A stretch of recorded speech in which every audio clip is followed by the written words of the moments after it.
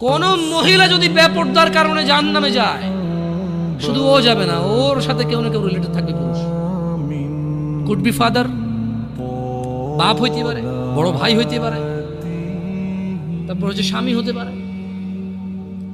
যদি ওর জাহান্নামে যাওয়ার রিজনই হয় বেপরদা, বেখোলা, খোলা খোলামেলা চলা। মানুষ হাজার রিজনে জাহান্নামে যেতে পারে, আল্লাহ সবাইকে ক্ষমা করুন এবং হিদায়াত দান করুন, আমিন। হাজারটা রিজন আছে জাহান্নামে যাওয়ার, কিন্তু যদি কোনো মহিলা, এমন মহিলা যার বড় ভাই আছে, যার বাপ আছে, যার স্বামী আছে, আর ওদের থাকা অবস্থায় তার এমন একটা অন্যায়ের কারণে তার জাহান্নাম হয়েছে, যে অন্যায়টা হচ্ছে তার কি খোলামেলা চলাফেরা, তার জানাবা বিচারে চলাফেরা, তার বেপরদা অশ্লীল চলাফেরা, তাহলে ওই মহিলা একা জাহান্নামে যাবে না, সঙ্গে কাউকে নিয়ে যাবে। এবার যে লোকটা সংশ্লিষ্ট সময়ে দায়িত্ববান ছিল সে যাবে সঙ্গে।